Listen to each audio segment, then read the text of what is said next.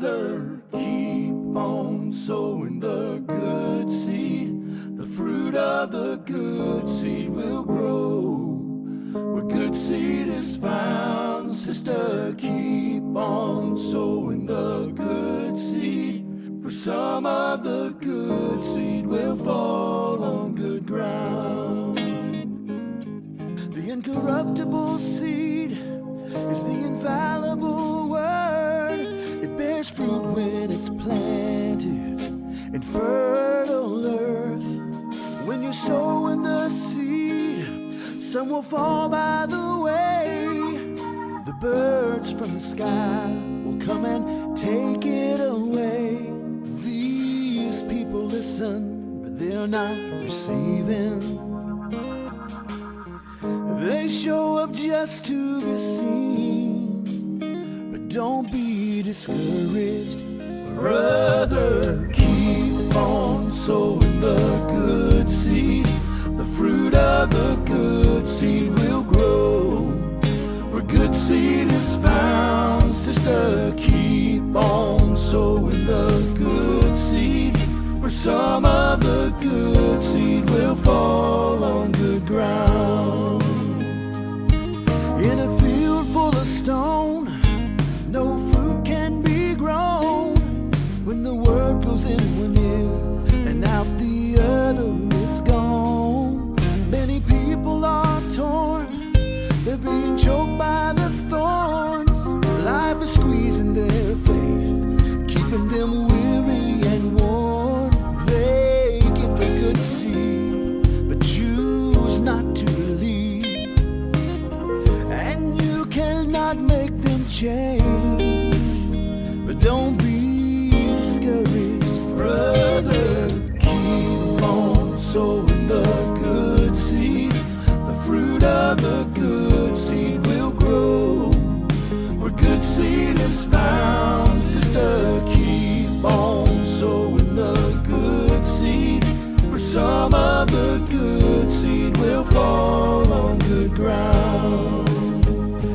Good ground is where the people are found, who will live by the word, who will lay their life down. But they're not left alone, because the thorns and the stones are still there, but they don't care.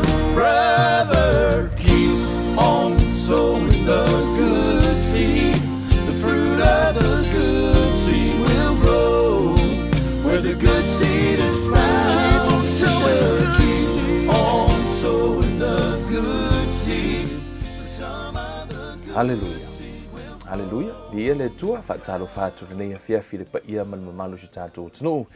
Whapeona mafuta mai to tono mauta malawa e re nei fo i vaanga la whiawhire to so ino tātou Bible Study e pei ona whaangasono ina awa fo ia le sile le awa oina fo i tātou upo le tua ia mawhai ona tātou tupu whaaleanganga. Amen. Pei lava fo i o le whatu i to i le palapala o lona whaanau ta inga ina ia eise aso e whapeona ola matupu mai ai whamero le fionga pa ia le atua e mua avea malau se ia ho oina funga se ia ho oina matua. Amen. O le principle o le la au whapena fo i le tangata ola. So se tangata lava fo i whanau ma laulangi le nei e mua whanau mai avea ma pepe se ia ho oina avea matamaititi se ia whaasolo fo ina avea matangata matua. Amen. O le fina ngalo leo le atua ia whapeona tātou tupu whaaleanganga. Amen. Tātou talo, to so ino tātou prokalame, ma whaatalo whatue ia te tātou malava. Hey guys, for the sake of our time, la le mo se ava no te watu te whaatalo whatue ia te outou, ia mta ua fu outou suafa, ai whaafitai fu mo le share ino tātou prokalame i lungo lau timeline. Amen. A le au te talo i le nei fo i tu la awale amatali o tātou prokalame. Le tuol mātou te mavi ia la ua fio, ua whapeona mātou to iau ria mai lena ia fiafi lo o lofa mlo wanga le lei o oio Iova o au o le tuo Abrahamo Isaako ma Iakopo o leo lo o soifua e o mai lava i lena ia fiafi o lo o soifua pe lava la ua fio e tu mau ele suia o ana nafi o le so o atai au e tu mau lava o ele tua. Whaafo i le vi inga ia te oe tamā le nei tu la mai upu a mai fa malama mai no la upu a o mātou tatara noa tatala aua fionga ia mawhai ono mātou i lo le loto le lautele ma le maurungo lo fa e ala i o mātou tangata fa fo i vi inga i la aua fio ono le suafo o Yesu Keriso wo le mamala aua tuai nei amene ma amene haleluya vi ia le tua fa manatu fo i so tātou watunu o te lolo o yeile te lo ni so tātou plokalami sa fa peona fa ngā solo ma tātou tatano ina i fo i mo tātou i loa o aile tua. Le ua a matona e malama i le tua i ona nātura whaatasi i fo i manisi o vahenga upua paulo tātou i loa wha le atoa e le mwhai fo ino uwha matala ina le tua i lona atoa toa e le mwhai fo i se poto ma se atamai ona wha matala tala ina lona nātura. Amen. A wani vahenga ua mwhai ona tātou pā ia tātou tatala noa ai a viale nai a matai le tātou tausanga wa e loa le tua. Amen. Hallelujah. Ua peono whai atu a lava ni mata upu tātou te tala noa ai. Tātou te taula lava le ta inga le anganga o le atua. E aona ta ia i tātou i lea mata upu ma lea mata upu. E le ona pole afo i le tele o se mea i loa se tangata. Au noa ma le anganga pa ia. E mai mauri taimi e whai fua lava. Amen. Pole a lava se tau ma whai. A ona sau le anganga pa ia. Tātou te muli lava i lea. Ta inga le anganga o le atua. Nei e fiafi. Whapeona tu e fo i le ngangai e tu e amatalia i se mataha upu se isi fo i mataha upu e awa i lan tau to a whanau fo wina ai o te tali tonu fo o nei mataha upu e au ngā mō tātou umalava e o fo i a te au. Amen. O te loa o le tele lava na o whai tau o tu spa ia o le tele fo le nā o lo wa ai singa uka mai loa o tu spa ia. Yeah, the more you learn, the more you see like you don't know anything. O la ve te su tu spa ia ke va ia kunga. So wa kilianga e le loa. Tu sa there's always a room to grow. Ye le afo le sila sanga na te tau ana tatu tupu. So se tangata lava o te le lopo o ye se tangata i lalo le lale nei wale o to yeiso na ngā lala e to tupu o lo ufo ia va ayo au i lau sa i linga tuspa ia. There's a lot of room to grow. Te le i o nisi o vaenga e toi tau ma whai lava i tupu. Amen. E fa pena la le tātou va ai. E nisi o i tātou umalawo whanau le anganga. Amen. Hallelujah. Te mana o toi ave tasi lau va ai malau to ave tasi lau va ai le tātou mataha upu. Te fia, to ta ia oi tua le mataha upu lea. Amen. O le tātou tupu. Ia au na tātou tupu soifua maloloina. Hallelujah. Stono tu se Efeso. O lo ia ile. Hallelujah. Efeso e wha. O lo tala no mai ai a Paulo i le tusi le whapea. Ua au mai ia te i tātou ta i tō tasi o le alofa tū noa, e whaatatau wina ma le mea fua ina mai e Keriso. O le mea lea ua whetalai mai ai o ia, nā fio ae o ia ilunga, mana tai whaatangata o taua i le tāwheanga, wana fua ina fo i mea alofa i tangata. Ia o le upulea, na ia a fio ae, se a lona winga pe a whai e le o lea, ua muai o nā fio ifo o ia i mea maulalo i le lalolangi. O le nā fio ifo, o ia lava lea nā fio ae i lunga o le langi, umalava, ina ua whaatumuina e ia o mea umalava. Na ia tuuina mai foi nisi e whaima apostolo, o isi foi e whaima perofeta, o isi foi e fola le tala le lei, o isi foi e whaima leo atoa maa o ao. Ina ia wha ato o to ina aile au pa ia, la tau te whai aile ngā ruenga a au auna, ia tina hae le tino Keriso, se ia tātou o atu o i tātou umalava, mo le loto ngatasi i le wha atua ma le iloa le lei o le alo o le atua. Ina ia whai matangata matua i ho i le ua fua o le ua matua, e tatau ma le tumu o Keriso, ina ia le toe tama ni i tātou o loo whelafua ina e peo peau. Ma wheawaya ina e matangi, umalava o mata upu i le pepelo tangata i tonga fitileanga ua saunia e whaasese ai. A ia mio wha maoni i le alofa ia tutupu i tātou ia te ia i mea uma o le ulu lava ia o ia fo'i o keriso. Amen. Hallelujah. Te mana o e tātou toi fo'i le vaenga leo le tāu o le tātou tupu whaaleanganga. Amen. O se tasi o mata upu o teiloa. E tā ua i lea tua malona fina ngalo ia te tātou umalava. E fina ngalo lea tua ina ia e tupu ma o tupu. Amen. O lona lea whaanau nau ta inga. Ina ia mawhaino tātou tutupu i lona fina ngalo. Amen. E tono le e feso lea. E le whaperetania on the side. Si o tonga whai tau watu o nei. E ei nisi o vaenga e te maua le whaperetania e te le maua i le wha Samoa. Amen. But to each one of us, grace was given according to the measure of Christ's gift. Therefore, he says, when he ascended on high, he led captivity captive and gave gifts to men. Now this, he ascended. What does it mean but that he also first descended into the lower parts of the earth? He who descended is also the one who ascended far above all the heavens, that he might fill all things. And he himself gave some to be apostles, some prophets, some evangelists, and some pastors and teachers, for the equipping of the saints, for the work of ministry, for the edifying of the body of Christ, till we all come to the unity of the faith and of the knowledge of the Son of God, to a perfect man, to the measure of the stature of the fullness of Christ, that we should no longer be children tossed to and fro and carried about with every wind of doctrine by the trickery of men, in the cunning craftiness of deceitful plotting, but speaking the truth in love, may grow up in all things into him who is the head, Christ. Amen. Vi ia le tua. Ile te tonu ele tu si lea Efesol o fa peona tala noa mai ai o lo o fa ilo mai ai le fa anau nau ta inga le tua. Na ia au mai ai ia mea lofa ile ekalesia. Hallelujah.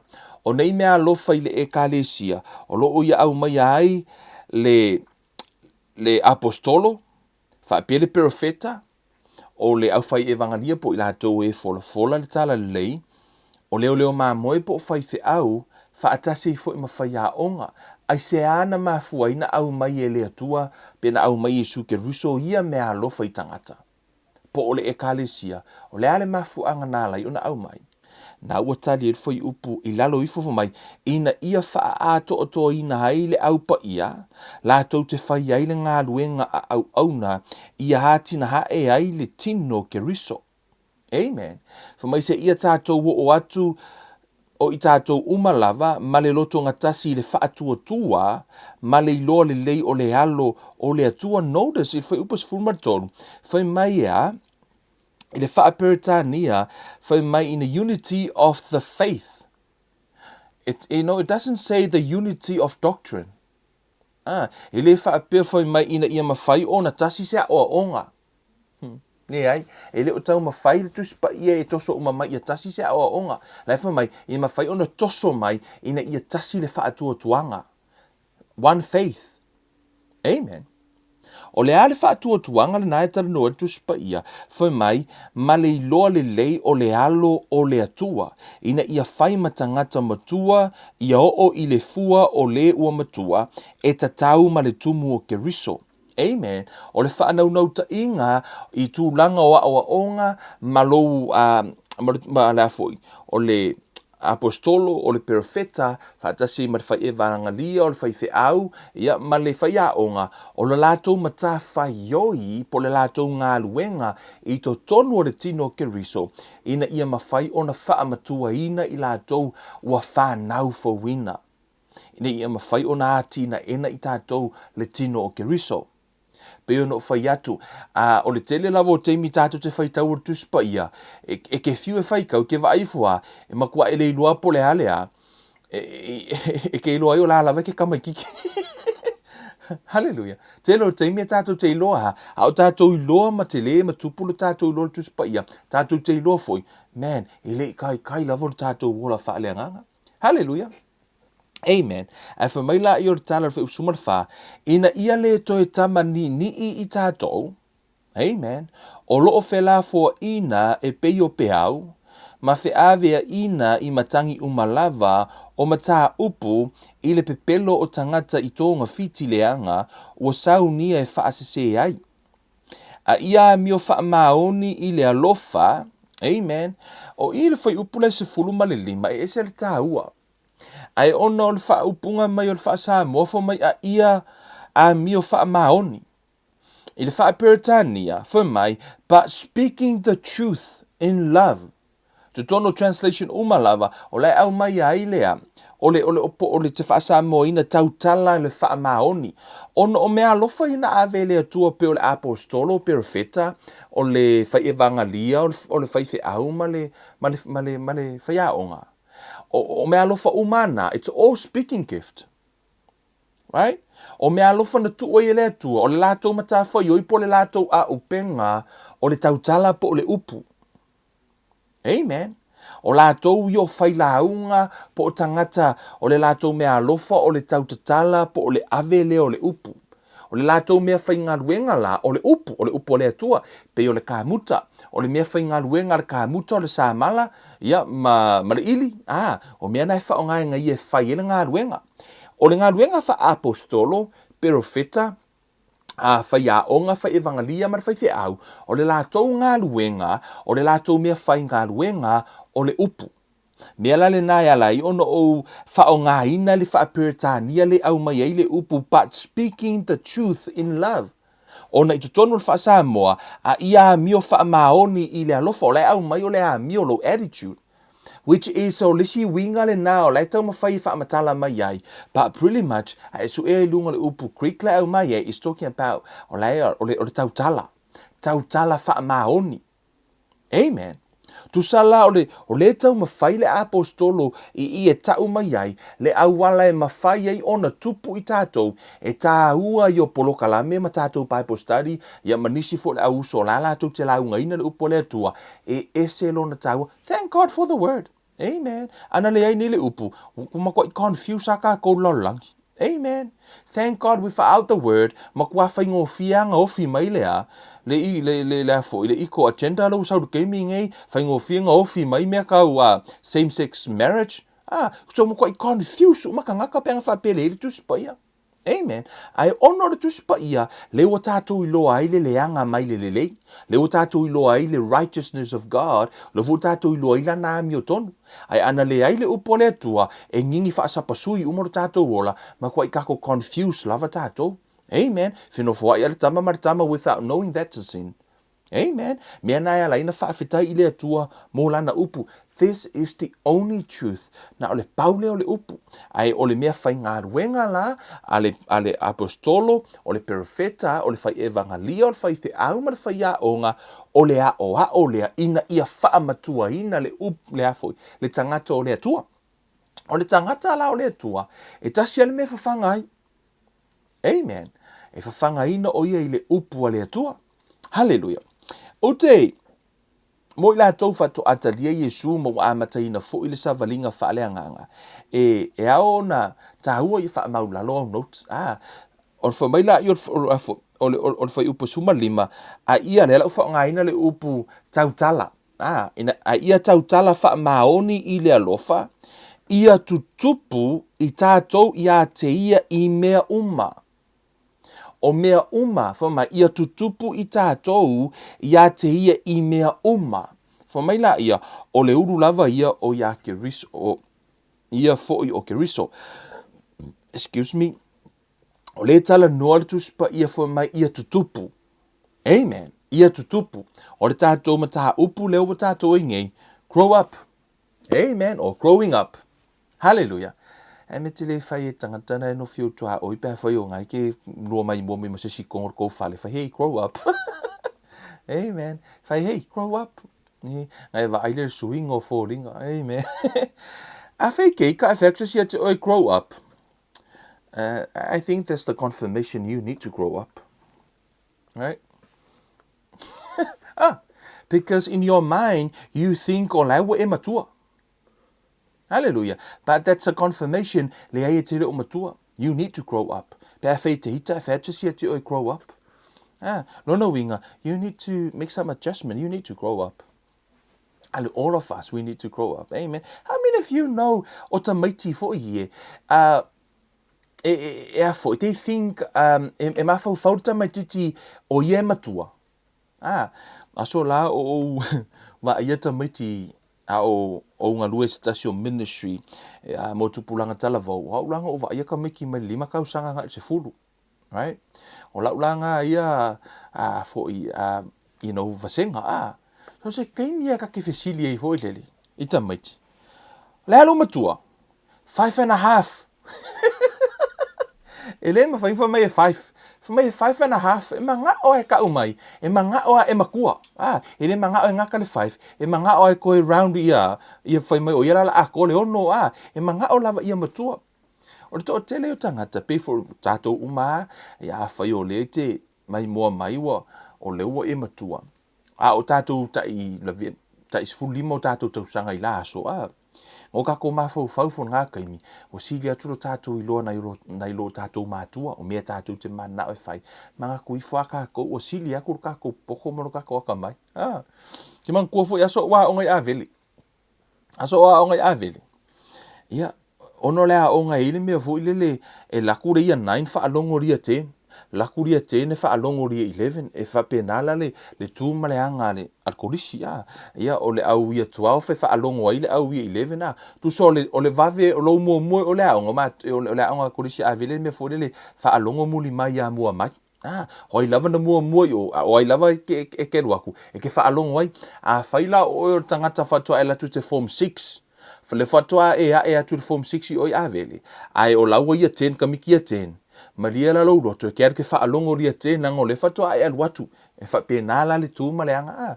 tono la onga voi le ya vile maliela ona i tongina e mafau fauria 10 o ia makwa makua ile afo ile kangaka ia nai o ka mafau ngai la aso o ka ngaka ia 11 e mafau o ia makua o ia le master fa pena fu ila tamatiti e akula ngai ka miki makukua ia so la fu ile la waka ia 11 fu ile e akula ngai ka miki fa kwa ha e aku fu ile la onga la waku form 6 ai e pe ka iko kupu fainga ko au loka fia kama makua tu solo ta mafau o ka ika wa makua ono fo yo le mea na ta o inai lo ai le laititi te lo ta mafau wata mana tui fo ta i te matua. Amen. Wata tau ta laititi i tangata matua. Hallelujah. Yeah, leo kalkala ngon fikore. Hallelujah. So, you know, o winga la na tama titi. You know, la te me fatu si ya te o fo le grow up. E ke me ke kai. Amen. O ina lo ta o to ya te o. La ono fo I lo ma fo fau. O la e matua. Amen. Ai ngalo ya te o. E sa o matua lo tino. Ai ni e le si va nga ta un fa matua. Hallelujah. La ta tu no. Al va mo la. Tu mo tu se salamo. E se vai ngau te mana o sero mua. Ai ia lua tātou pulo kalame. Amen. Salamo ono na mata upu e valu. Ole fa vai le te vali ono mata upu la fia fine. I tonu salamo ono mata upu e valu. Fa mai le tala ta vita. Yo vai lo mātou wali e sili lava lo suafa I le lalolangi uma lava. O oe lava ua e wha sili lo vi inga I le langi. Ua e wha tu mawina le vi inga I ngutu o tama mea, ma tama fesusui, ono o e wha sawa ia te oe. Hallelujah. Amen. o te mana o e ala no mana o tātou te o I le mata upu le salamo le a tonu e ini se whape le fsota I tātou mata upu le fsota. Fa mai le tala artus pa ia. Wa e whaatu mawina le vi inga I ngutu o tama mea matama fesui. Ono o e whaasau wā ia te oi. It's nothing wrong to be ele eise mea e se ai po o se mea whaina ai le avea o e ma pepe. Pepe whaaleanganga po o tangata whato atalia Yesu. It's nothing wrong to be a baby. To be like a baby. Ele eise mea se ai. Amen. Ai o le mea se loutu mau ai lava e avea o e ma pepe se iho o na 5 tausanga. I olo no winga la i eile se whaale tonu na i na le vana. Ai o so stangata lava e natural lava le whanau mai o le pepe. Amen. I tonu la le tuspa ia. O le vaenga na ala ino uto e alu I matua fo I tonu la tuspa ia. Nefa matala I fo mai ua e whaatu mawina le vi inga I ngutu o tama mea ma tama fesui. E ana no fia mai foi upu lea. Ona tusa lava pe o le pepe. You still enjoy some spiritual thing. Amen. E ui lava o oil tama o oil le pepe. E mawhai lava ona e enjoyina nisio whaamanuyanga ma nisio vaenga whaaleanganga leta no fai upu lea. Amen. Ele whaapea ai pepe whaaleanganga ona le enjoyina ile oe o whaamanuianga le atua. No. O le te le o whaamanuianga le atua la fo I le pepe. Ile la asanga le na. Amen. Fa maila I o le tala lea matua fo le tala Yesu le na whaile tono le mātai o 5 fo mai o te whaafitai a te oilo utama le ali o le lalolangi o le langi ma lalolangi ino ua e na nā ia mea I e popoto ma e atama mai a ua e whaalia atu ia mea I tama vale. Amen. Whaafitai Yesu le tama ino ua ia nā tia ia molea le poto mai e whai mai e popoto ma e atama mai ai whaailoa ia I tama vale po pepe. Right? See? E maua fo I pepe mea ta o whaalinga. Babies can see revelation. Aleta notus pa I whai wa whaalia ia I tama vale wa whaalia ia I lea tua. Amen. Ele whaapea lao lo pepe whaaleanganga. Ele mawhai e ona e receiving us a revelation. Hallelujah. E mawhai there are some spiritual things. E mawhai ona enjoy oe whaaleanganga. Hallelujah. Whamaila I whai upo tolu. A ova ai atu I loulangi. O le ngā ruenga o tamtama I lima. O le masina a tō mawhetu na e whaia. Sea ea le tangata e te manatu mai I a te ia. Hallelujah. O le fesili lea o le o te mana o te alu e tali. What is man? Right? What is man? O le fesili lea le angelu o le whai I lea tuho mai. Sea ea le tangata e te manatu mai ai. What is man that you are mindful of him? So, e te taula no tātou loa, what is man? Ai tātou te le I le loloto o tātou mata upu ma vane mai nisi o vaenga, e tā ua lou I loa mua o le a le tangata. Amen. E tutusa le tangata maia.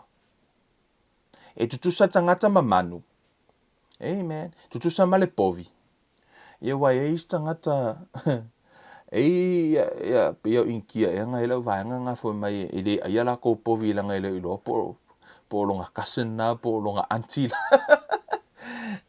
o le ma fuono la to le ia manu ia ona ilo la to tatonunga le olonga antila ia po longa grandfather ia po se sio si ainga o le la to tatonunga le na mai maunga mea ai fa koi foi la fi ai nga ka inkia ai ono se sio tatonunga mai mau te ni ta gospel la to te loa e tauno la to lo upumoni e le vasenga fa atasi la to matangata oima mamanu ono le mafau o latou e tutusa latou mamanu.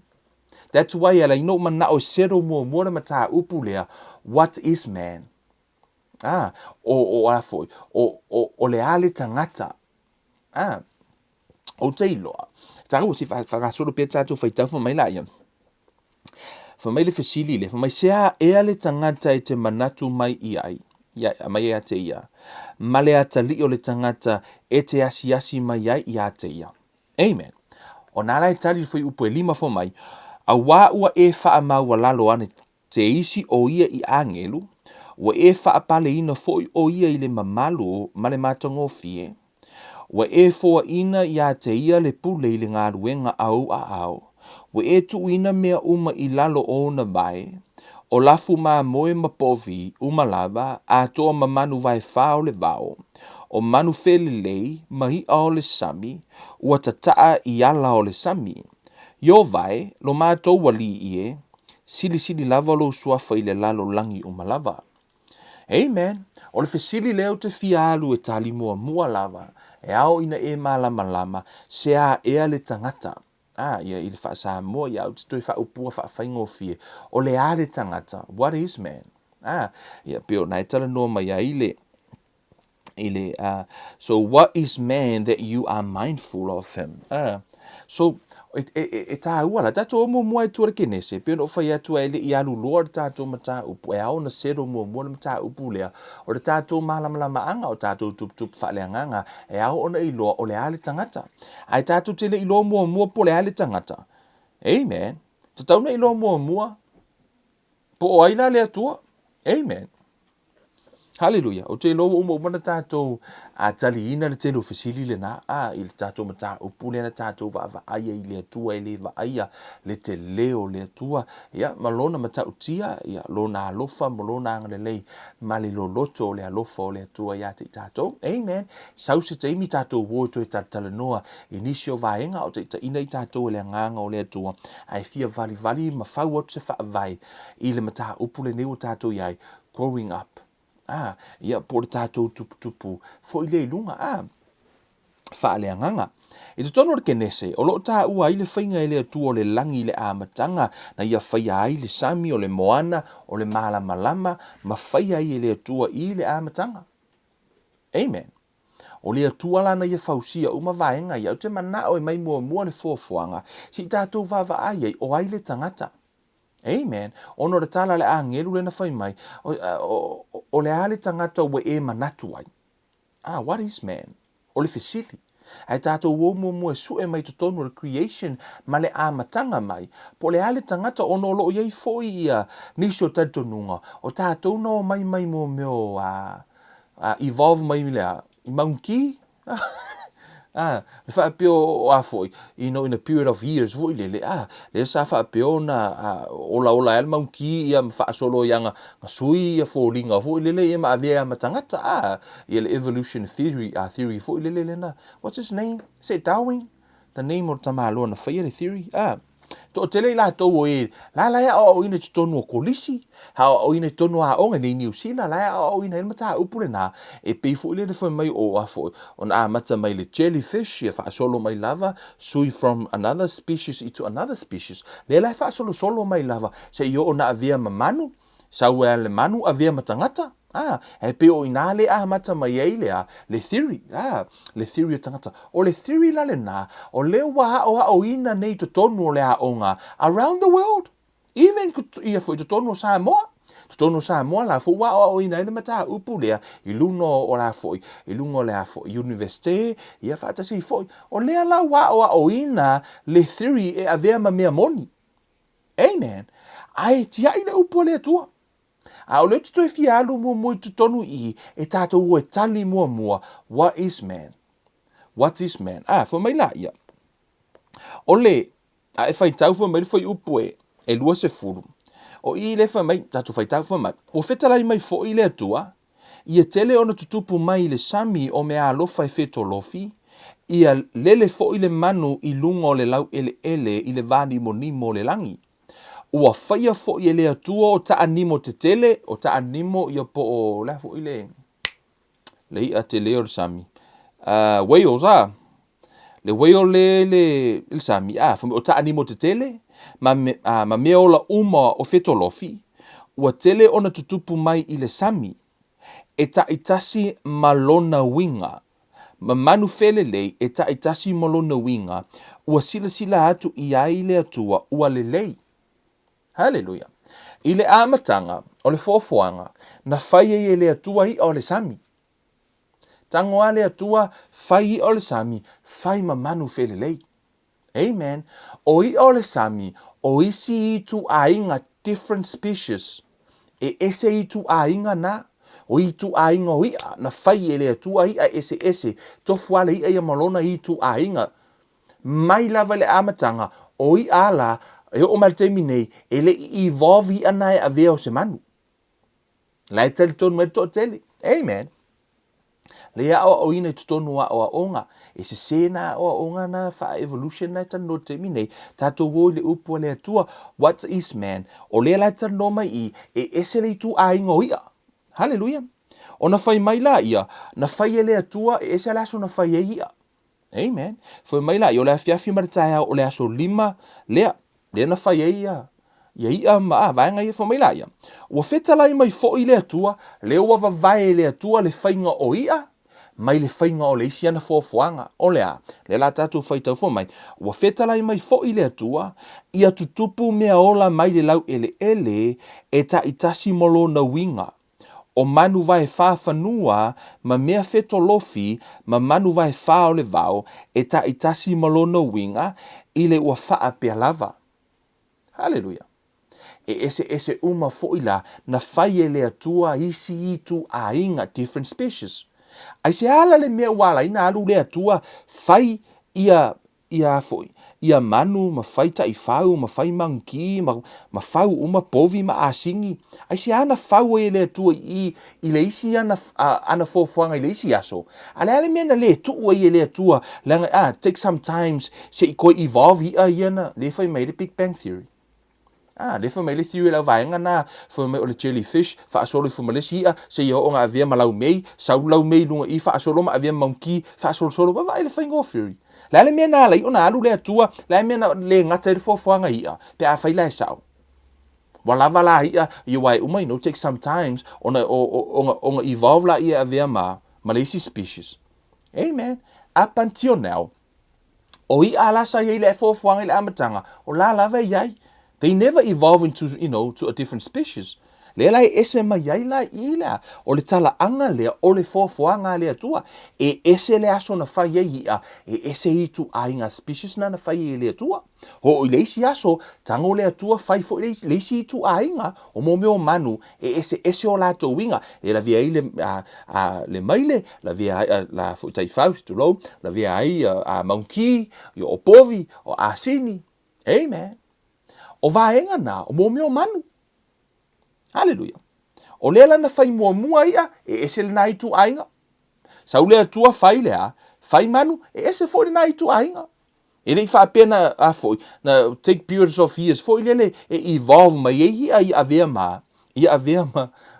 ma povi po so fanua, po se asini, po se, o leo tu anu tu ave oi tu fo fuanga ia to na nga fo ile melo tan no to ia te oi mo lau fa na wala ia o nga lau fa na o atu fo la tu ia o ina ia mata upu to fo ia tu tango fa sino ia tu spa ia ma fa matala ile upu le tu vai e se ale piki be ia fo theory na o ina o no le telo te mi tato fa na o la ia o ina mai mata upu le la lang. O no mai la ia, fiu o tu watu le faith, ma kua e se al mala malama, ele o mala malama fo tama titi ia po ia. O manatu o tama titi, o ia e sau malengo monkey ia wa fo tatonunga na, la ia nei le lau vaenga ia. So me o ka koe o me monkey. Ia lau vaenga ngai ngo me monkey, ka ilo awa ui o sau ui nga fai o ele atua, unga maka maya atam. Amen. Hallelujah. Ho o mai le aso lua ono. Amen. Hallelujah. Ele i faatali le atua se i uma le si mili le si afe tausanga wa makanga evolve mai le monkey via matangata le ai nga esel species na ia e ese ai tu ainga na ina fai ele atua. Hallelujah. Ai o mai le aso lea tango le atua fo mai ona fetalai ane lea o le atua ina tatou fai ia o le tangata i lo tatou fatusa ia fōlinga ia i tātou, ia pule fo i lātou i le sami, ma manu felelei, ma manu vai whā, ma le lau ele uma, a toa ma mea fetolofi uma, e fetolofi i le ele. Hallelujah. E ese fo i le taimi na whaia i le atua, le itu a inga o tangata. O tangata la, e le o ni manu. Pe ora tali tonu ia o a onga wha laulangi. Ma lātou whai ele theory lea, it's all about against God and his creation. Right? A o le tangata e ese fo ile aso na whai ai ele atua. Si tātou, for an example, o a angelu. O tātou iloa a angelu. I to tonu o i, ele i evolve me se a angelu se a. I se manu po o se, o le angelu, o le isi fo ina foanga le atua, e se fo ila atou ia. O le isi na i tu a ingo le foanga le atua. O angelu, ele o ni tangata, ele ini o latou tino pe o tātou. Amen. But they are also different species. E ese fo ina i tu a inga. Hallelujah. E fa pena fo ia, e ese le tu a inga na fai e le atua. E le fa atari la le atua over, a period of time, se i evolve le ia a vea ma laum ei. Right?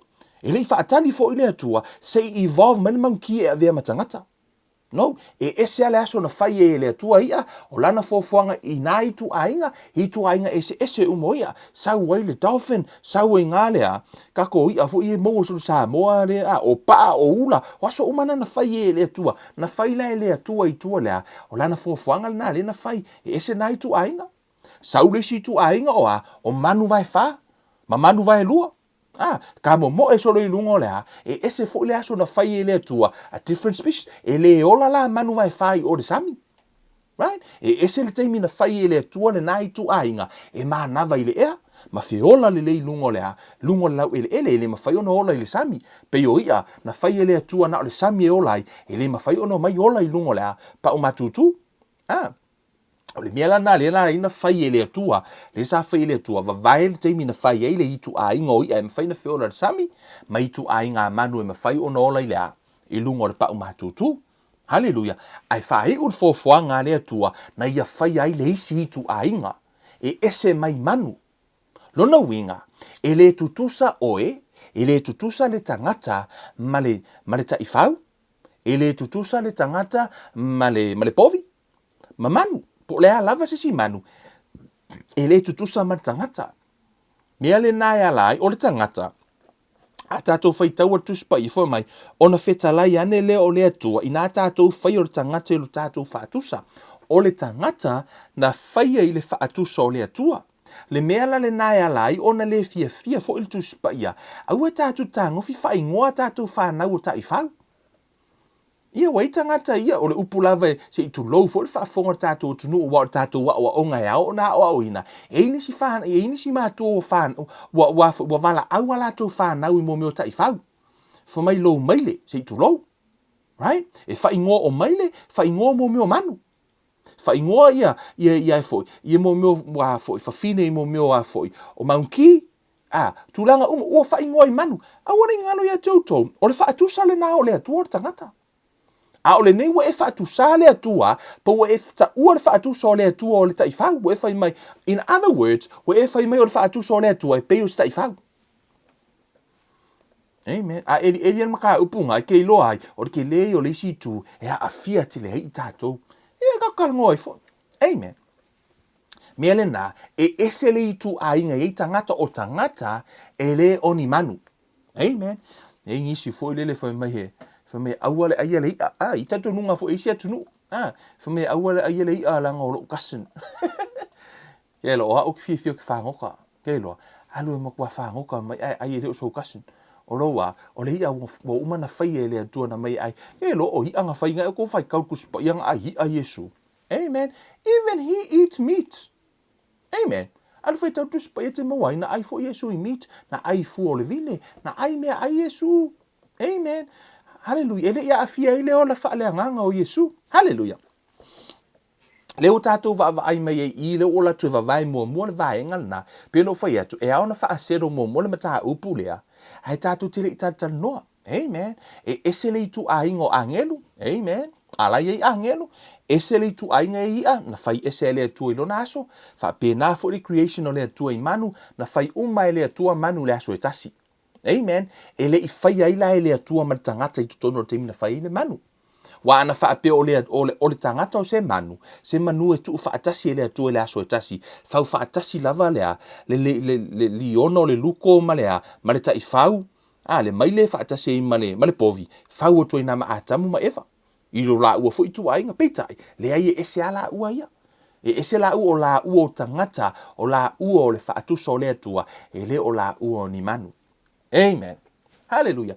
Ya tonu na ua e malama mai tonu le upu le atua, wa la ua tatu te malama. Ai au pena tatu o le fiongo pa ia le atua, e wha mautu ina mai ai, se mea te tali tonu ai. Hallelujah. So se mea te tali tonu ai, e aona e wha vaina ma le tusi pa ia. Hallelujah. Pe ona me mua lava, tatu atu tua le tusi a Ioane. Hallelujah. What is God? O ai le atua. Ili Ioane lo mta upo e wha, foi upo e luas fu wha. Foi mai le, fetala inga Yesu i fine lea. Foi mai. O le atua, o le anganga lava ia. O e ta pua ia te ia, e ta tau ona ta pua ia tu ai i le anganga ma le wha maoni. Hallelujah. Foi mai le tala le tuspa ia o le atua, o le anganga. A o le tangata na whaia i le wha atusa o le atua. Hallelujah. A o le ta ua lava tonu tuspa ia foi mai, o le atua, o le anganga lava ia. Foi mai la i o le sivaenga foi upu. O e ta pua ia te ia, e ta tau ona ta pua ia tuai i le anganga ma le wha maoni. O ai le tana no Yesu e ta puai. O le tana no Yesu le tangata. A ta puai le tangata i le atua, e wha awhewhena ta puai. E ta puai mai i le anganga. Ai sea, ona fo i o le tangata na whaia i le wha atusa o le atua o i o le anganga. Amen. O le ea, ia, me se whaata i te inga, o le ea, e le mawhai ona e wa ai i ai. Hallelujah. Manawa fu lei ton. Te manawa i fafu. Na e wa ai le ea. Le ai. A o fiela i le ea. A nei na. A nga whakua umangeanga e mga vare e tonu. Na fuata a tue manawa mai fafu. Right? Tue manawa i tonu. Manawa mai fafu. O nai te a. Manawa ina le ea. A ua e wa ai se ea. No. E te leo wa ai ai. A o nai ai. Right? Pe na fu lo lima e kanga vai. Fai fa pe lo lima vai. Vai se la ve lo lima. Te fa longo ina le a. Le sa video lo le a. O le ea. E leo wa ai o mata. Ai le fa pe a le va ai e o mata. Ona le ai la i o se ea. Amen. E le fa pe a le va ai se ea. Ona fa mai la ia. E le ai se ea. Ia le se ea le ka ke manga vanga vai. Le tatu te mana fa pe na fu la le atua. E le fa pe o tatu le va ai le atua. Ona tatu fai mai la ia le ai se atua. Ona o le atua, o le anganga. E o fo ia te tatou. E le wha apea o lau fai mai le tusi pa ia ta pua ia tu i le anganga. Lau ta ua le anganga. E le wha apea o lau le va ai i le anganga. Ona e fai mai la ia le o iai se anganga. Right? O la lava iai le anganga. Peitai, e le mawhai o mata ona va aia. Pei fo il savili. E ma o la fo o le ea. O la lava e iai le ea. Ai le o mawhai o mata ona va ai le ea. Hallelujah. O nala wa mata ona eva ai mai. O le tau so o atu lo wanganga malea. Malea tua ono o oe. O le la tato atu e fai loa mai la lea nganga. Hallelujah. Amen. O le ala eva ai mai toni fo mai. O le atua o le nganga lava ia. O e ta pua ia te ia. E ta tau ona ta pua ia tuai i le nganga male fa maoni. E pepelo Yesu pe ana fa pele isi nganga i totonu o le tangata. Hallelujah. Ana wha apele isi a nganga i totono tangata. Ai se au whai mai Yesu e tapua i lai le nganga. Ma le whi nau o nisi wha apele isi se a nganga i totono tangata. A o Yesu na whai le tangata le whai mai tapua i le atua i le nganga. Ona fu o tangata na whai le wha atu so le atua. Hallelujah. Wha mai le tala tuspa ia o le atua o ia o le nganga. Hallelujah. Tatou atu mua ala e tali loa la what is man. Le tatou turi. O ai le tangata ia po le afo i le tangata. Hallelujah. O le tangata moni ale tatou tuesu. O no lena tatou fai tau tua le whenginga tuai le tua tu se kenese no mata upu mo fai upu luas furu. Ono fu mai na whaia le tangata i le whaatusa o le atua. O le whaatusa o le atua. Amen. Tatou tase i tuina kenese. Lono mata upu mua. Fai upu lua ono. Fai mai. Ona fetalai mai lea o le atua I nā tātou whaia ia o le tangata I lo tātou whaatusa. O ai lo tātou le tanu ai, le atua le tamā, le atua le alo, le atua le anganga pa ia.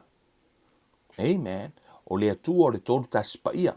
Fa mai la ia, haleluya, lo tātou whaatusa, ia fōlinga ia I tātou, ia pule fo I lātou I le sami, haleluya, haleluya, o le walau mai le atua I le me pule I le tangata. Amen, fa mai, ia pule fo I lātou I o le sami, ma manu fele lei, ma manu vai wha, ma le lau ele uma, a toa ma mea fe tolofi uma e fe tolofi I le ele. E pule la le tangata I le fōfuanga I le asole, I fōfuanga le na whai le sami, I species o le sami, pule fo I le tangata ia, I species I na whai ele atua I le fonga ele. O I nā lai te iloa ai, e ese le tu ai ngai ele tangata. O le tātou pale mia, ele o se tai whau, po o se manu, o le tangata. Po ai lava le running atunu, o CEO o matanga ruenga, o momi o tangata, ele ni manu. O tutonu o lauta mamalo tina, o tangata, ele ni manu. Lena tu ele tumunga. That's the proof. Right? O inale pine whaamau, o utova aise atunu, o lai runners tai whau. Ia, ese ha, ona fo ie ese le tu ainga naia, ele tutusala le tangata mamanu. Amen. A o I le fa metal tu spaia, ona feta laia ne leo le atua, ia tātou whaia I o le tangata I lo tātou whaatusa, ia fōlinga te tātou. Tua le Ioane nā le tātou iei nei. So, let's go to Peter. First Peter, tuatu tuan te malo Peteru. Mua Peteru o ronam tā upu e tolu. O I le tala noa I talking about godly women, po o whawhine a mio atua, le tamu whai e whamatala mai I. O le tātou whai taua nei tutonu o tusia Ioane o ronam tā upu e wha. Whai upu luas fumar wha, wha mai Yesu, o le atua o I o le anganga, o I lātou tā pua I ate ia, tā pua I mai le anganga. Amen. O ai le tangata. Hallelujah. Wha mai tusi lea mo Peteru e tonu. Ia whaapea o tau whawhine, ia usi ta ia o tau lavatane, a whai fo I le whaalongo nisi I le upu, ia maua I lātou I le amio le lei a wa, ai le aise upu. Pe a lātou wa ai ane ia o tau wa mio le ngau ia, ma le matau. Whaero whai upu e tonu, aua ne I whaia I le tino a lātou te unga, o le fili lea, o le laulu, ma le teu I auro, ma le o ofu I ofu. O le tasira o whai upu, e maalia I o whai upu lea, e whaonga tele ina e le toa tele, e mafua inga ka haufi ngai whawhinga I le ku o mama I o lako lima, ma whaia lako pling pling fo I lele, e o le valinga o maka o ngai whawhinga, wa whaasae nisi le toa tele, I ono le mafua ma le whai upu lea. Hallelujah. Foi mai, o le mea foi lo whaasae lana I tato nunga o whaasale auro mai whawhine, pe lātou te whaia auro. O le winga o lau tala, for me, wa ave ese le whai upu, wa whaonga le whai upu out of context. A whai la wo tō whai mai nei la, e ave ese auro, la le mele ave ese umai la mea na whamet whai upu. Right? A whai wo whai mele tuspa I e awar teu I auro, la le mele whai malvanga murmuri na whai mai, ma le ofu I ofu. Hallelujah. O ke le ngoro la I loku wa. O e paunga le mea maua, e umarona whai, o ngā ke le ngoro la I le loku. Pe a whai tātou te whaawinga ina le tuspa ia, I le to inga mawhau whaunga vai. Wa inga kai whinga whai, wa le whai met kuspa ia, e a whai ngore mea, awal whiri o ko uru, awal whai ke unga ia, awal whai mea le, o le mea le nā, wa ave ese mai le whai upu, out of context. Ai le I whai tau lalo atu mwha solo, po o le ale mea lai tala noa mai le apostolo. Amen. O le tau mawhai le apostolo I, e vavae mai le tangata I fafo, mai le tangata I totonu. Fa mai lo tala o Paulo, fa mai a, awana I whaia I le tino ala tau te unga. Tu so lai fa mai tala Paulo, awale whaia I le tino lea le mea te nau o tangata, le tangata lotu, ma tangata le whanau o lea tua, e le o le tino lea. Right? O lai tala nom, fa mai la ia, a o le tangata li wha upe wha, fa mai, tatu e whaitau ma wha upe tolu, so ma wha upe wha, fa mai. Awana I whaia I le tino ala tau te unga, o le fili leo le laulu, ma le teu I auro, ma le o ofu I ofu. Amen. Ni ala fa ko la ukala. A fa wa ave ese auro. La la mele ave ese ko mo off. Right? Na wala ta no mo fo yup. Ai ona o le mafau fo le tangata e pe u fai mai o focus ar fa upotasi. Ai ngalo ele mele ta no mele apostolo. Fo mai lo tala apostolo fa upefa a o le tangata lilo o le loto. O lai tamo fai paulo e whaai loa mai I tangata nei, le whaata ita ingole ese e sengo le tangata I fafo, ma le tangata lai to tonu. Le tangata le whamatala Yesu, mo I lato e tapua I a te ia, tapua I le anganga. Amen. Le tangata lilo lai to tonu. Whai mai la I o tala paulo I Whai mai, e aua ne I whaia I le tino ala tau te unga, o le fili leo le laulu, ma le teu I auro, ma le o ofu, o whawhine nei tutonu I le vaenga le tanoipo. O laua, whaia ala tau te unga mo o ova le focus le outside. Le tanoipe e te rui, o ova le focus o tangata I fafo, aua le focus I tutonu. Wale e focus I totonu le tangata lilo, le lata no I Peteru I whamai, a o le tangata lilo o le loto, ia te ua lea I le mea e le pala, o le loto anga maluma le file mu, o le mea tau tele lava lea I luma o le atua. E tā ua la, I totonu o le e kālesia, mo lo tātou wola whaale nganga, o lai tala noa le tuspa ia e whaingoa ina e Peteru, rather let it be the hidden person of the heart. Le tangata lilo lai to tonu. O le anganga. Le na whaia I le whaatusa o le atua. Hallelujah. Amen. O le anganga. Le na whaia I le whaatusa o le atua. O le tā uala o le tātou. Va ai to tonu le fion pa ia le atua. Tātou te iloa ai. Te le vaenga o le wa amataina e iloa. E le tangata le fafo. Le te va ai mai ai. E le tangata lai to tonu. Hallelujah. O le tangata I le tino, a I fo le tangata lilo lai tutonu. Le tangata le na whamai Yesu o e ta pua I le atua o ia le anganga, I ta pua I mai I le anganga. Amen. A le whai meta la Peteru whamai, e aua e a tilo pete wina fo le tangata le fafo. Aua le ave I le wha mamafa le tangata nei fafo. A o le tangata lai tutonu. O ai, whai ngoina o le tangata lilo, po le the hidden person of the heart. Amen. Or the inward man. Hallelujah. Ato atu le si tusi lea. Tono le lua korinito. Hallelujah. Lua korinito lono mata upwe fa. Fa upwe sifulma leono. Tala noa ia le apostolo foi mai. O le mea lea mātou te le whaavai ai. Awa e hui lava ina tau wau ina umalo mātou tangata I fafo. Hallelujah. O le alto inga tangata le I fafo. Tātou lea. O tangata le I fafo. Hallelujah. Tusa o tātou tino.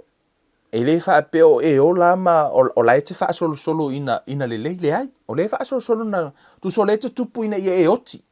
Wha upu ia wha pena. E le whaapeo e tupu ina ia e ola au le leima e langea e pea tātou le la au le whaatu sa tuspa ia e peo la au fu le foi afu e tupu mai a ina ua ola mo kwa makau kia longa ola ngaka longa ola ko e pei fo maali e lo wafu la au right whaape nā fu I tātou o tātou ka ko ki kupu mai le fo tangata le fafo e tupu mai a sau walo au le aka fe wa e a oile sfuru fikus furu valu o kausanga alla fa ivi aku maka o ka miki aki oi fa solo I fonga e losu kasi losu kolu ha heva ile kele o ko inga Kele o koe inga wista kuilo au le lei vo le lea. Se ia o lava nga wha solo I funga. Aluange ala ia maua lo rusfuru lima aka. O makua I fe lengi lo au le lei le. Le teimi whatoa solo au le lei. Se ia o lava nga wha solo ina tolse furu. Se I wha solo I fua ina e whalima. Wa koe alua e aro au le lei. Wa maa ngumi e whale au le lei ala le ia. Wa makanga e kamu whailo e fosilo I kama whailo foundation. Wa kau fosilo foundation makamanga. Le kamu whai to e fo I le lua kasi. Le hai. E o umalava le tuunga mau. O le tino lei fafo, e ke fiu e keu, e o umale o te sea, e pei lavo le olo la au, e lange a ngaka longa malosi, se ia o fo ianga koe pe. whaapena fo I tātou, o tātou te whiola mai leo langa le nei, tātou te whanau mai, e sen maka uki or kako malosi, si I o fuat ku plankalavou, he lis ka mikiki mangako fuanga I le mwhainga fasinga I sesi, io, le maka uki or na mawhau, fo le, se I o lawa no, avea matangata matua, hei fo te mia elo lua wa fa alongo fo ilo na malosi wale mafaina to ta alo ile ta alonga wale mafaina to alo faia mea wale mafa esa o sui fo ile malosi wa mata na fai fo le malosi wale o to tusa amen ile fa pe o ise kama la kapi me la aso il fia il fiksu ko il kausanga kasiva fikoru he o man ngi ke mi la la kapi no o isi mo lo ma liu o sea la fu o ma vai le malosi amen ono o le tangata, so se tangata lava e tupu, e oti. Amen. Hallelujah. I think that's not a good news, Pela e ti pressure gaming. Kusanga wa makanga e ti pressure, kusalo fasunu mo kupo kausanga. Au po e kau ti pressure gaming so given. Longa winga lo ke dream yo ko fo I lo saislinga yaso la o e fai mai ele mfai ne to fo ai. Ya, ele mfai ne to fa fo ia o tau sanga I tua pe ko lai kiki. Nei, maria ia rau loko. Karia ia hoe makua. Awhai wasi ngalo wau. Maria ia rau loko. Wasi ngalo wau. Pika fo ia kea wawai. O whiwa ko whawha mera ko rua. Vai, wasi ngalo wau. Si ngalo ulu. Hoe makua. La, o ke whai, ne au kere o makua. Ia ka ke whiwa tinai. Ele ai wasau war makua ia. E ka ko ke fiu e ka fiu fiu ka ko makua se marie ia o ka ko loko karia ia o le kingone se e kopu e matua e o la fo ina to e fo I tu nga mau amen o le talala le na o le tatu te oi le ai ele o se kala faku o le mea mo ia e tatu te tupu ai tatu te fiu ti umalava hallelujah amen o le la tam fai Paulo tala no mai I hallelujah. I think that's not a good news. I think that's a sad news. E pe o se tala fo le la depress I tatou. Il ka ko va ai ku I. Le soli. O vai do fasu ka usanga ri. O le sila e fa li malo ka usanga. Pe o fa ngoa le loko wale ko e mawalo na au le leisa ai. Mo le to e mawalo na malosi. Malanga anga six pack, manga plastic bag. Le ngai ai. Tu sa o lo manatu fo le manga ko e mo mai asola. Ele mafai. Hallelujah. Maritala Paulo I fo mai. Ole mea le mātou te le whaavai ai. Wai ho olo li to inga age na e whaavai lo. Mo te le na o tangata. Whape ole mawhai no lato. Whair fina ngā lo le atua ono o mātua. Maritala Paulo. A wā e hui lava ina tau au. Ina umalo mātou tangata I whafo. Amen. Ui lava ina whaano no ura sa valima. Wa mako wa makua wale mawhai a fo I le semia. Praise God, there's a good news. For my little vahenga mulu for my ua whaafouina le totonu I yaso malea aso. Therefore, we do not lose heart, even though our outward man is perishing, yet the inward man is being renewed day by day. Praise God. O le tangata lai totonu, ele toia ina. Amen. Ele tupu le ta ele fa pe e se ngata anga o tangata rai tonu. Te lo le feta lenga Yesu le na fai mai o lo ia ila to o lo tutu mai nei ele va ai le oti. Se yo o le fa va vau. O lai tala no le tangata rai tonu ele oti. Right? Le tangata le na fa na fo wina ino wi talia Yesu e ve mali ma fa ola. Wa fa na le tanga o le tangata la le na ele oti. Lo wanganga. Le anganga le na, le tapua I le atua. Amen. O le tangata la le na, e le aini whaatula ngana o naso, e le peo lea, o le tangata le sa, le peo tato le teimile nei, e ola, rusu lima kors fulu, lo so songa le malosi, se ia ho o ne toe whaifo, whaasolo le fast fulu, limas fulu, walua e lava, fikus fulu, valse fulu, wa matua, lima whai lava na savali, wa manumi fo linga wa, o lau, e o lava langi le fofuanga, lava.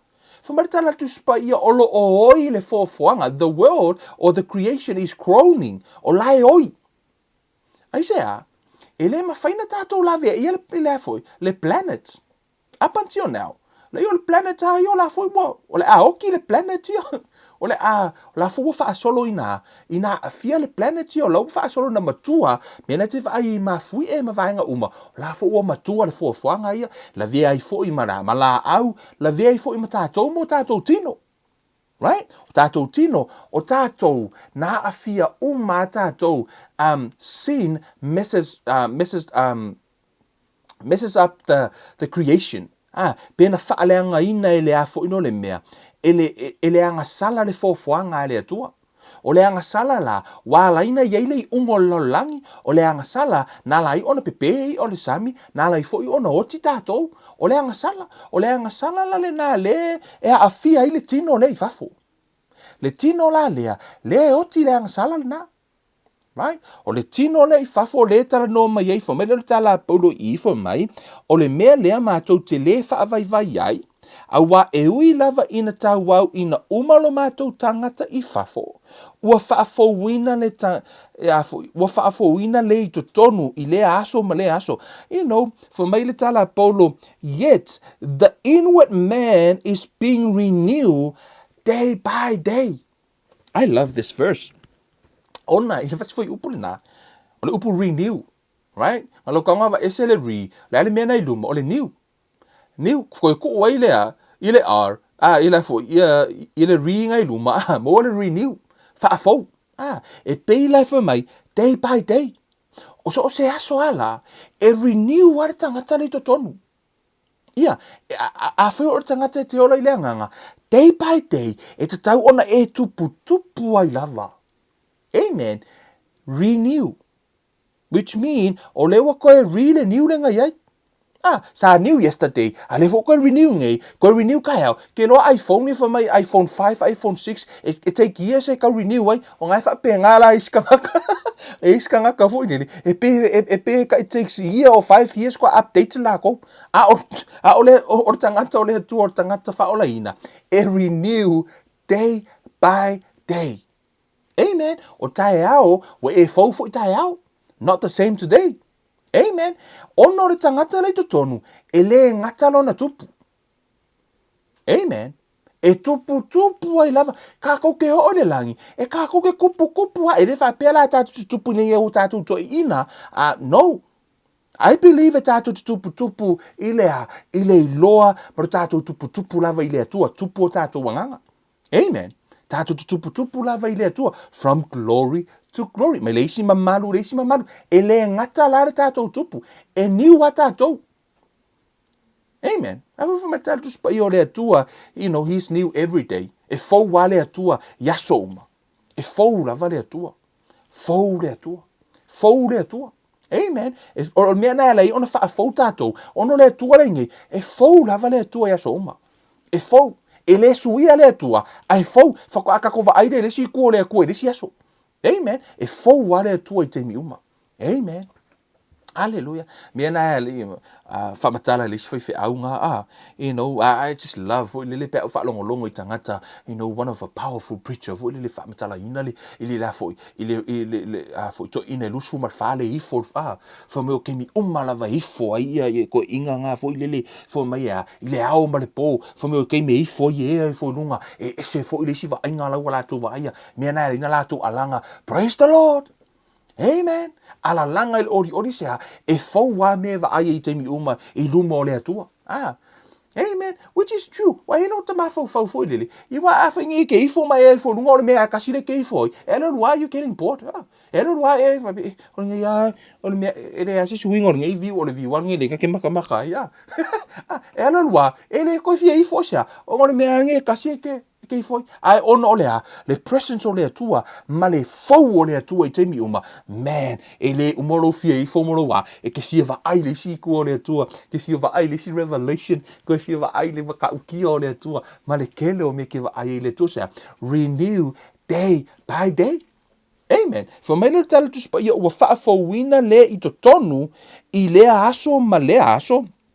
I love the English version. Therefore we do not lose heart. Amen. A wori o whamakalanga i kua, ko e fo i olo maa losi lalo. A ke ia la i o mai, ia wo uma fo i loka fiesa i leo le li wo uma loka mano si e ui lava na uma tangata le fafo amen le tangata le fa mai peteru a worke ua i mo meo a o auro ma mele ngai ai ke ule loko le kong fa mai le tana a Paulo i yet the inward man is being renewed day by day. Aso uma ele ngata lo tatou tupu fa'alea nganga. E aona tatou tupu. I think this is a challenge for me. You know, I miss lava e tangata fo ile ya peo au le wo fai tunga o onga e fa malosi ya ti tatou ma o ina tus pa ia.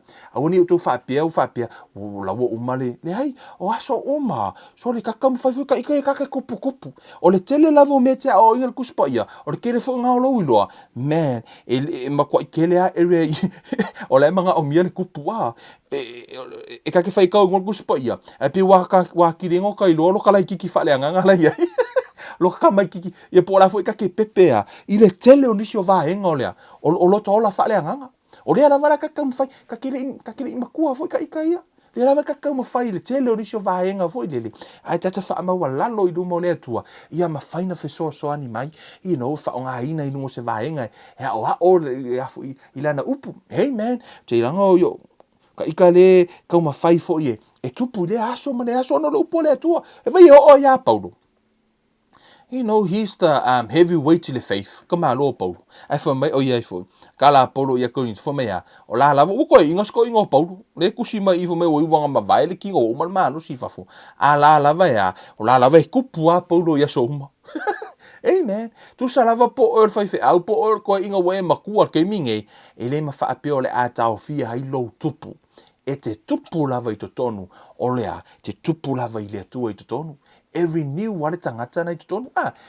Ortino la le fa foi uma. Amen. Tangata na i tonu.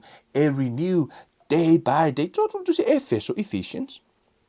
Hallelujah. Tato te mi fa uma tuel tato mata upu. Ephesians onom ta upu tonu. Foi upu sfulma leono. Hallelujah. Foi mai. Ina ia foa i ina o te talo lea a Paulo ya Efeso, o te talo a Paulo ya Efeso fo mai, ina ia foa ina ia te outou e tusa ma le faulai o lona vi inga, ia faa malo sia outou i le mana e lona lava nganga i le tangata i totonu. Hallelujah. Fa mai ia faa malo sia outou i le mana e lona lava anganga i le tangata i totonu. The inward man. Lai foi mai ia wha malosia e lona anganga ia le tangata lai totonu le anganga lai totonu. The spirit of a man. Hallelujah. Ono le anganga e le mawhaina tala noa se anganga ma se mawhauwhau. Ono le anganga e le o ia o se mawhauwhau. Hallelujah. Hallelujah. Le na tātou wo e tali le fisili foi le what is man? O ai le tangata ua e manatu ai. Le ua umana tātou wo tua le kenese, va vai mai tangata mai manu ma, mai o le sami e ese ale, le aso na whai le tangata ia, that's a different species. E ese le nai tu ainga. O umana tātou va ai, e ese fori tu ainga le iei angelu. Peo na whai mai le tāla le tuspa ia, o ai le tangata ua e manatu ai ua e whai i lalo i fo angelu. Which mean, e ese le species e iei angelu, ese le species pori tu ainga iei tangata. Amen. O tangata la, ele tutusa tangata mata i fauna, o umana tātou o au mai, e au ngā mo oe, so malamlama anga e au ngā fo i mo oe malau whanau. Amen. Leo fo tātou va ai mai i, na whai i tātou le whaatu so lea tua, e whamari whetalai ngā Yesu o lea tua o ia o lea nganga. Ele o se mawhauwhau la lea tua. O lea tua la, e wheso o tai la lea nganga o lea tua, i lea nganga. Amen. Ele ma faina tala noa oe malea. Right? Ele ma faina lua tala noa masea. E ma faina e faala taina lea. A ele ma fai ona lua tala noa. Aisea, ona fo i ese lea, ese lea. Ese tangata ese lea. Two different species. Ele malama lea iau ngangu. Pe malama lea ilea. Ilo wolanga, ele ma faina lua communicate. Ele feso o tai. Fa pe na fo ila manu, ele ma faina lua tala noa masengaka. Amen. Ele mfaina latu o tal no malanga kaisa ese li tu ainga na ese li tu ainga le ya martele manu uma ele mfaina e tal no ai Ai mawhai ona e whaalataina, e mawhai foi ona e whaini au wala e tau mawhai communicate ai. Whaalata tai whau, whaalata ia vaengalai nei, ai le mawhai ona e communicate ai, whapena foi la o lea tua, o ia o lea nganga, o le tangata, o ia o lea nganga. Amen. God, He is a spirit. Whameritatus pa ia o lea nganga.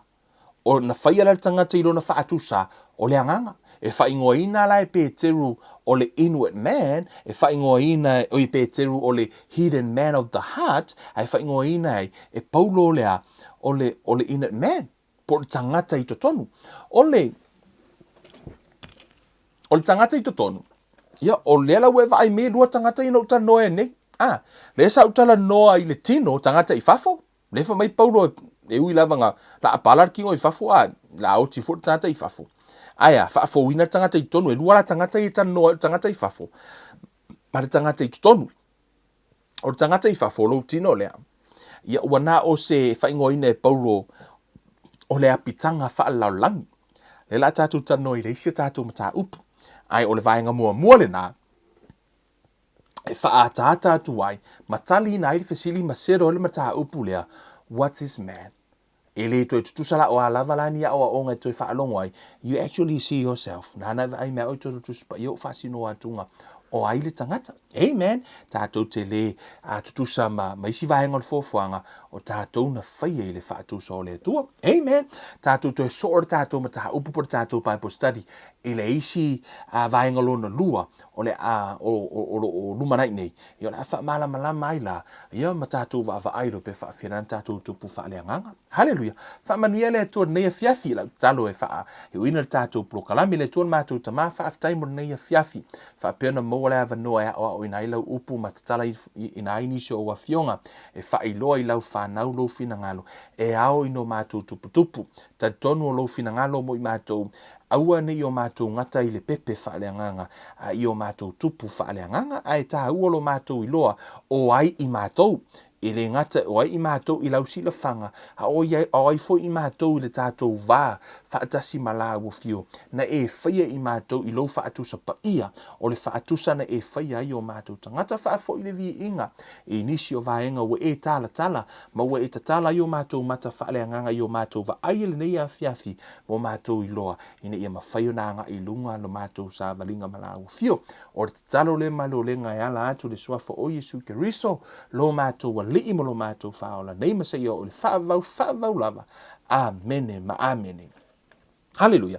Viele tua, ia, na ua whapeona tātou, ma ai mai foi ma matalia foi tātou New Series le tātou tano ai ia po ai le tangata ia ona e tāua lo tātou i loa ia matali foi na fesili o le atua o le nganga na fai e tangata i lona whaatusa ia o le nganga i whamanuia le atua i le mafuta mo tātou tunu tātou wheloa i le sa le vai aso asau to so o le tātou Bible Study le aso lua ia maso tofi tu atu pe tātou a whi se ava noa e te talo ai talo i ngoma tu una atu tātou prokalami lumo le tua whesoa soa ni meilo na nganga e ofo ia te au pe ona whai mai tala tu spa ia e wha fo wina o te mana ofo ia uia o ke kupua ia so uma amen ia tupu le whaalinga tupu le revelation o le tala na paulo fo mai o ta talo mai fo i mo ia ina ia mawhai ona whaatanga mai matatala mai le atua le afo i le upumoni. You know, I also ask you guys, you know, e te tatalo mai molo nei tangata,